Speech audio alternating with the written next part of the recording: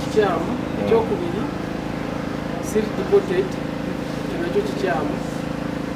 ebungereza omuntu okubeerayo kikoze bitisize na residence permit yange bobo gye batwalanga endagamuntu nze nalina okutuuza endagamuntu za nsi bbiri ne famire yange ina endagamuntu za nsi mmeka nina eya Uganda gye mumanyi era nina neya Bungereza n'olwekyo ebungereza saagendayo nga oba ngenda byakwewaayo oba kuvuka wabula naliyo mu mateeka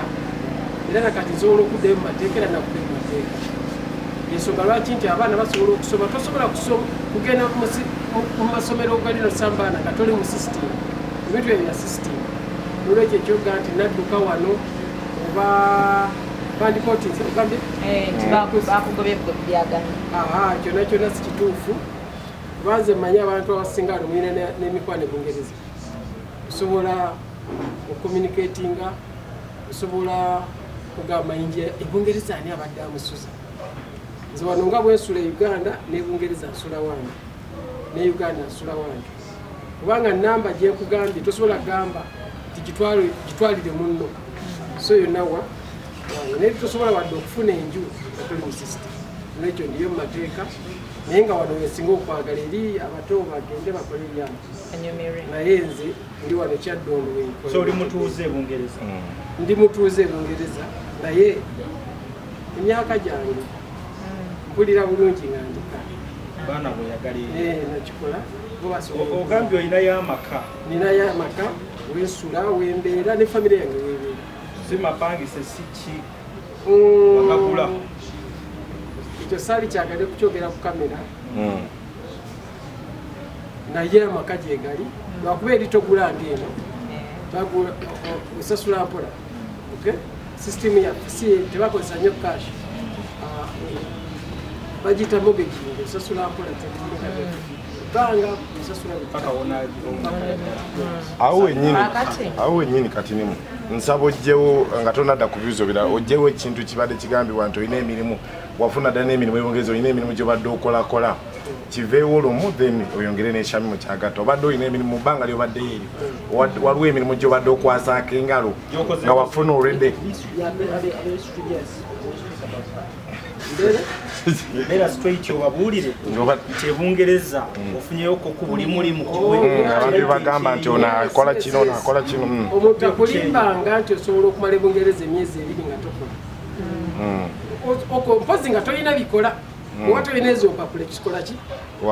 kyekyo kisoboka work permit tolina that residential permit oba tokola ki naye mbadde nkolemu n'okuva ne ku mwana n'abaana bange bakola nti ekyo kijja tutwala mu mboozi mpanvu naye omwongereza okuva buli muntu olina okuba nti okola tosobola kubeera mu agency nga tokola wabula gwe weesalirawo okola ki kati ebijja tutwala mu sisitimu nnyingi naye nga kizibu nnyo ng'oli na famire n'otakola ng'okeera ne weebakuumu emyezi 6 ekitundu ky'omwaka nga you sleep and wake up and eat and sleep so saagala kulimba badde era nebyenkwasaganya oyinza okuba n'ekibuuzo ekikyali ku Bungereza ne tukijjirawo kuba Bungereza tugivaako tutwala ku kirala omutegesi w'eggulu omubbala yavaayo n'agamba nti olina koosi byali bituufu sagala nombatwala embina koosi gyeziri era waliwo kakoosi kenasoma naye Bungereza yagonza okusoma era bw'ogitunula ennyo ensomesa yaayo oyinza eitha okuwaabira education sector ya wano oba okuwaabira bali nti baatuwa ekifo oba both certificate osobola okukola certificate mu weekend oba mu nnaku 3 noba ng'osoma online ne bagamba okusinkana twagala okukakasente obitegedde nti tetukusinkana kuwa bibuuzo bagamba nakusindikira course era n'osoma online ne bagamba gw'owulira obiyize kajjamu tukuwa ebiki so okusoma kwayo si kuno ng'okwaffe n'okwata ekitabo kyembaga kyembuuza kiwanvu eri towana kitabo abaana tebasoma bitabo kano kankanyiseewo kakubuula lumu naye nagamba muwala wange nemugamba naye Sherin buli lwova wano ogamba osoma naye siraba bitabo bitulivaizi nga togwe nansekera nagamba no daddy tetusome na bitabo tuba na ipad kino kyolaba ndi ku simu siri eno ipad siri wano ndi ku ssomero nenga namugaba so tekuba kusoma nga kuno okwaffe oli omusanga ku simu ye naye ng'ali ku koosi n'agenda ennaku 3 n'akola ebibuuzo n'afuna certificate n'afuna omulimu so kwezi wamu wasoma nasomayo ka koosi naye nga n'ali agadde kukolera Omunnayuganda ayinza okwebuuza kulaba nti wakomyewo osulawa otambula otya embeera eri etya kuba bwe wali ogenda batugamba ennyumba wateekamu abasudaani kati be basulamu kyakubiri emmotoka bagisika bagitwala ne woteeri nayo negenda sente zonna nozikozesa okugenda e Bungereza nti omunnayuganda asobola okwebuuza serebu waffe asulawa atambula atyo obulamu buli butya okuva bwe wakomyewo kuba ebyobugagga baali batugamba nti yaggwawo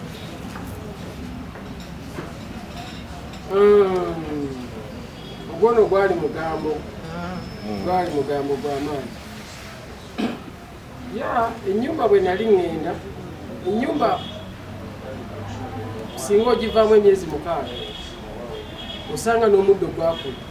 kubanga sizoni enamba ebijanjalo ekulira emyezi emeka 4 naye nga mubaamu n'okukola kitegeeza emyezi 6 omuddo guba kukoze eki ate nabwe mumanyi ennyumba enkalu eyina bwefa ennyumba ekifuluka kirina kikola ki ekifa n'olwekyo naye sisobola kuleka nnyumba ng'eri awo bwetyo ekyokubiri n'ogibeeramu obwomu nene nnyo awaka wanyuma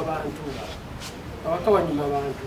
kanatu baba bagenze ebyo nawe n'obeera mu kuyumba weebase mu kino ekisenge kirino owulira ekikonye n'ogamba obwomu obvious so nayina sooka negisama bagisobola nsulawa nina wensula ago sige mayumba gokage nina ennyumba bitundu ebyenjawulo si wano naye mu Uganda era mu Kampala so zimu kuzo kwensula kati mami mayinja kitegeeza kikonfaminga nti ennyumba wagifula yawapangisa naye tewagitunda ennyumba yange saagitunda eri bulungi naye nakiteekamu abapangisa bagikuuma emmotoka bagisika emmotoka tewali yasikako emmotoka naye wano tulina byetutwalanga ebyamaani emmotoka kintu kyojja wati nokolaki ofuna ekiramu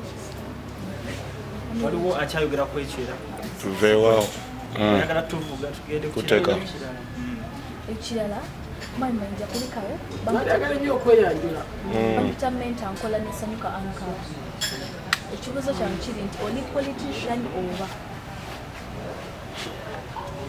buli muntu omulamu politician okujjawo nga takimanyi bumanya so being a normal person then I am owagire timu owagire party no sijja kugamba nze mpagira ndowooza ya Uganda entuufu politics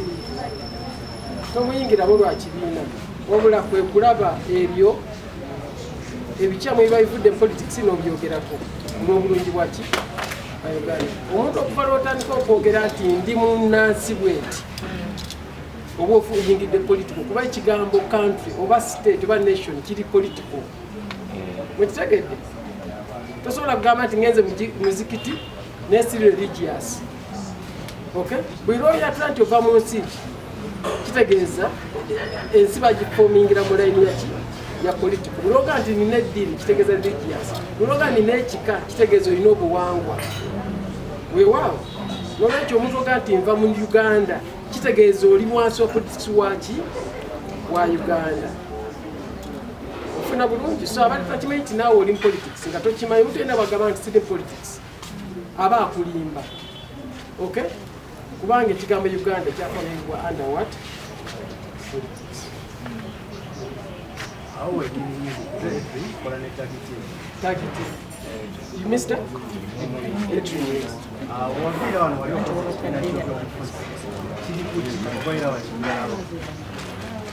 Mpozi okuwabulamu tekyali kibiina kya byabufuzi, kyali kibiina just kuyisaamu eddoboozi nange kwogera genda bitagenda bulungi. Kiri kuki kikyaliwo kubanga bingi nti okyakimanya erinnya kitegeeza kikyakola ki kikyaliwo. Katsoke tukomewo wona amale Aliene Skin ng'omuyimbi omumanyi. Oh, Aliene Skin. Ekyo kibuuzo kyo kibuuzo ky'Abannayuganda. Eky'Abannayuganda nakyo. Kati kambabulire Aliene Skin mwagala nnyo naye simusinkanangako. Naye mulaba Aliene Skin mwagala nnyo nnyo. Ya kubanga kaneme kwamusa. Okay, yagamba nti weetaaga nnyo sympathy ya principal yetagyetaaga. Naawe era n'ovaayo n'ogamba naye tugyetaaga. Wali otegeeza ki? Are we going political now? No, kubanga kiri mu bantu. Kubanga kiri mu bantu. Bambi Aliene Skin muvubuka yankubirangako essimu. Alabika muyimbi naye anjagala. Tumumba Bungereza naye okubira nangamba Aliene wano kwanza Aliene kuba simusinkanako naye kati omulaba mutegera badde mulaba nnyo naye okukula naye ogenda musinkana. So tuyimbe ndowooza ye yakireeta mu mutima mulungi nga kaona omusajja yadduka byabuki byabufuzi